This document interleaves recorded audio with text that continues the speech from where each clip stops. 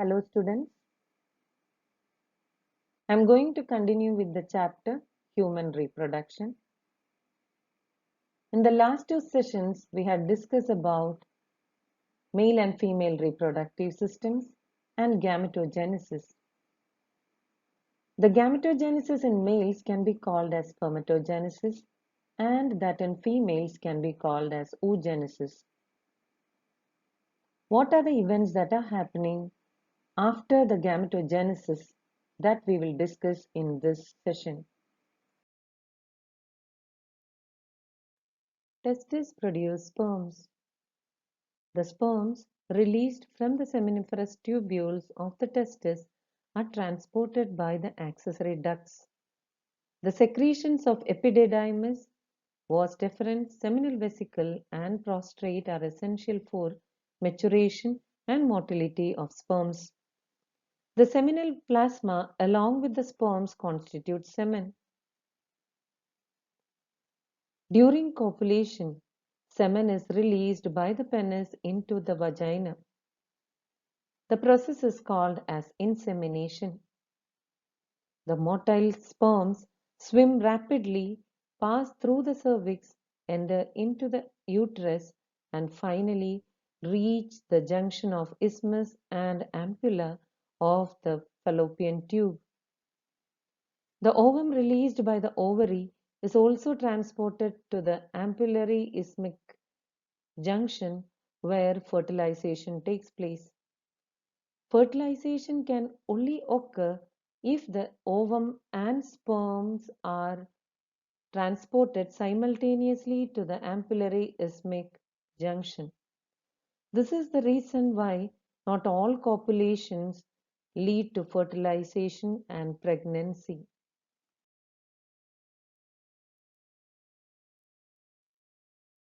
The process of fusion of a sperm with an ovum is called fertilization.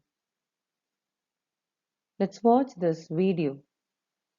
Fertilization is the epic story of a single sperm facing incredible odds to unite with an egg and form a new human life. It is the story of all of us.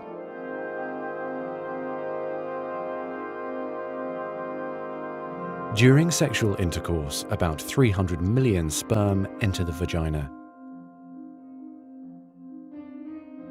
Soon afterward, millions of them will either flow out of the vagina or die in its acidic environment. However, many survive because of the protective elements provided in the fluid surrounding them. Next, the sperm must pass through the cervix, an opening into the uterus. Usually, it remains tightly closed, but here the cervix is open for a few days while the woman ovulates. The sperm swim through the cervical mucus, which is thinned to a more watery consistency for easier passage. Once inside the cervix, the sperm continues swimming toward the uterus, though millions will die trying to make it through the mucus. Some sperm remain behind, caught in the folds of the cervix, but they may later continue the journey as a backup to the first group. Inside the uterus, muscular uterine contractions assist the sperm on their journey toward the egg. However, resident cells from the woman's immune system, mistaking the sperm for foreign invaders, destroy thousands more.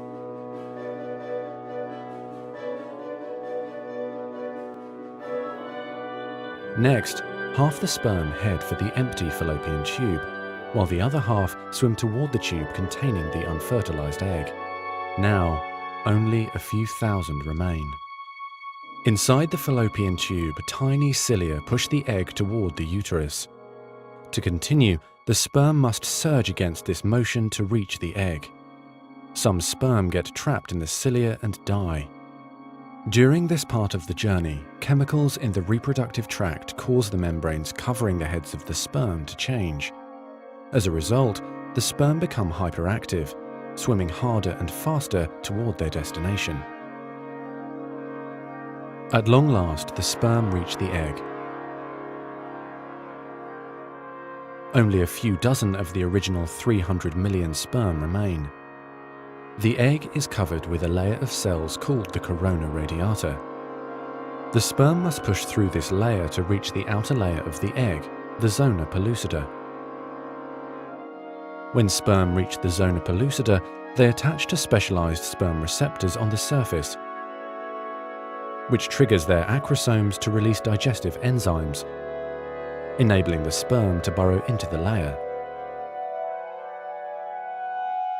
Inside the zona pellucida is a narrow, fluid-filled space just outside the egg cell membrane. The first sperm to make contact will fertilize the egg. After a perilous journey and against incredible odds, a single sperm attaches to the egg cell membrane. Within a few minutes, their outer membranes fuse and the egg pulls the sperm inside.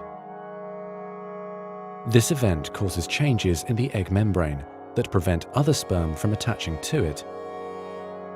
Next, the egg releases chemicals that push other sperm away from the egg and create an impenetrable fertilization membrane. As the reaction spreads outward, the zona pellucida hardens, trapping any sperm unlucky enough to be caught inside. Outside the egg, sperm are no longer able to attach to the zona pellucida. Meanwhile, inside the egg, the tightly packed male genetic material spreads out.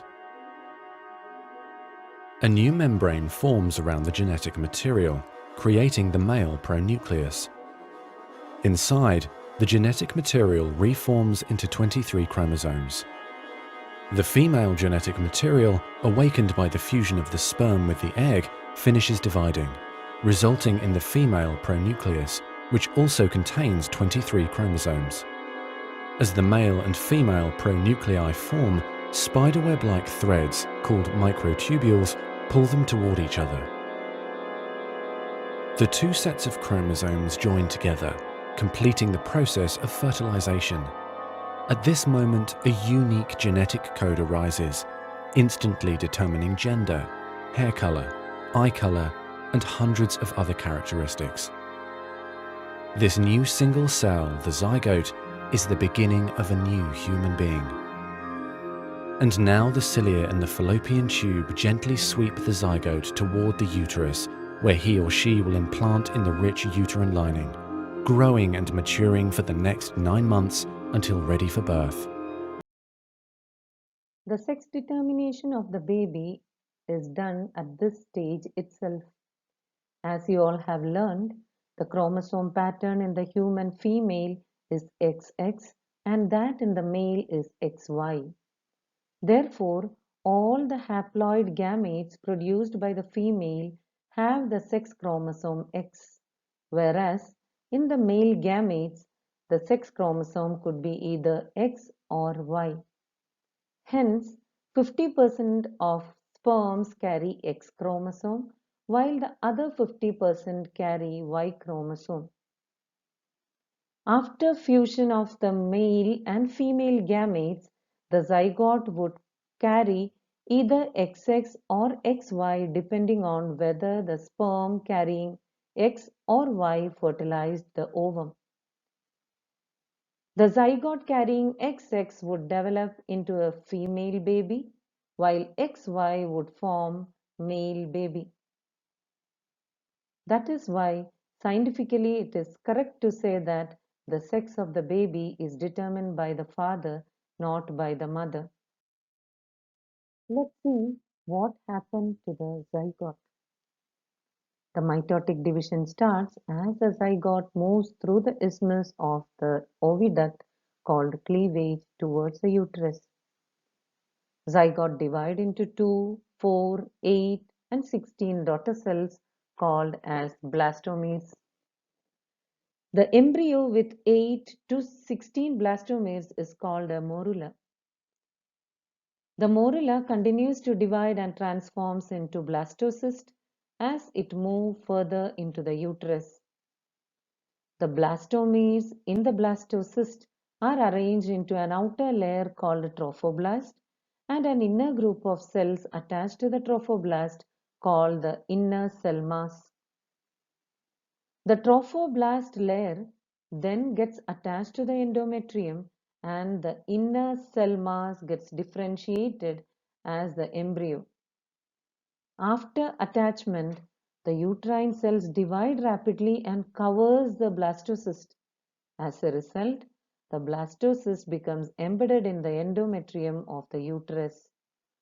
This process is called implantation and it leads to pregnancy.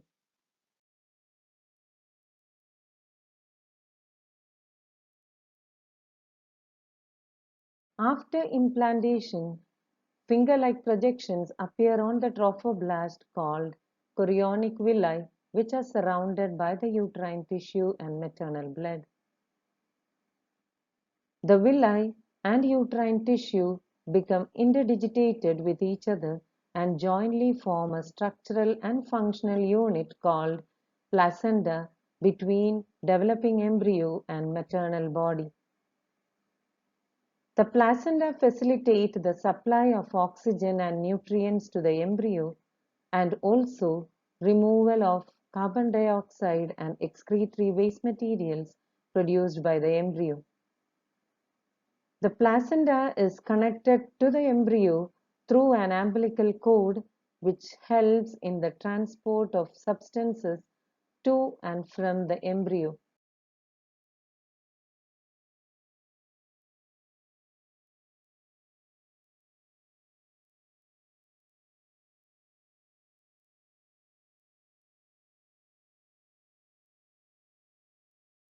Placenta also acts as an endocrine tissue which produces several hormones like human chorionic gonadotrophin, human placental lactogen, estrogens, progestogens, etc. In the later phase of pregnancy, a hormone called relaxin is also secreted by the ovary. Human chorionic gonadotrophin, human placental lactogen, and relaxin are produced in women only during pregnancy. In addition, during pregnancy, the levels of other hormones like estrogens, progestogens, cortisol, prolactin, thyroxine, etc. are increased several folds in the maternal blood. The increased production of these hormones is essential for supporting the fetal growth, metabolic changes in the mother, and maintenance of pregnancy.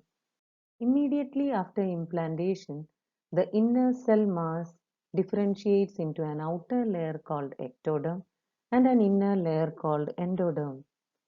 A mesoderm soon appears between the ectoderm and the endoderm. These three layers give rise to all tissues in adults. The inner cell mass contains certain cells called stem cells, which have the potency to give rise to all the tissues and organs. Stem cells offer the possibility of a renewable source of replacement cells and tissues to treat diseases like spinal cord injury, stroke, burns, heart diseases, diabetes, etc. Some current therapies such as bone marrow transplantation already make use of stem cells and their potential for regeneration of damaged tissues. In human beings, after 1 month of pregnancy, the embryo's heart is formed. The first sign of growing fetus may be noticed by listening to the heart sound carefully through the stethoscope. By the end of second month of pregnancy, the fetus develops limbs and digits. By the end of 12 weeks, most of the major organ systems are formed. The first movements of the fetus and appearance of hair on the head are usually observed during the 5th month. By the end of 24 weeks, the body is covered with fine hair, eyelids separate, and eyelashes are formed. By the end of 9 months of pregnancy, the fetus is fully developed and is ready for delivery. The average duration of human pregnancy is about 9 months, which is called the gestation period. Vigorous contraction of the uterus at the end of pregnancy causes delivery of the fetus. This process of delivery of fetus is called parturition. It is induced by a complex neuroendocrine mechanism. The signals for parturition originate from the fully developed fetus and the placenta. This induces mild uterine contractions called fetal ejection reflex. This triggers the release of oxytocin from the maternal pituitary. Oxytocin acts on the uterine muscle and causes stronger uterine contractions, which in turn stimulates further secretion of oxytocin. The stimulatory reflex between the uterine contraction and oxytocin secretion continues, resulting in stronger and stronger contractions. This leads to expulsion of the baby out of the uterus through the birth canal. Soon after the infant is delivered, the placenta is also expelled out of the uterus. You might have heard that doctors give injection to induce delivery. What injection do they give? They give the injection of oxytocin hormone. A functional mammary gland is a characteristic feature of all female mammals. The mammary glands undergo differentiation during pregnancy and starts producing milk towards the end of pregnancy by the process called lactation. This helps the mother in feeding the newborn. The milk produced during the initial few days of lactation is called colostrum, which contains several antibodies absolutely essential to develop resistance for the newborn babies. Breastfeeding during the initial period of infant growth is recommended by doctors for bringing up a healthy baby. With this, we conclude the chapter Human Reproduction. Thank you for joining with me.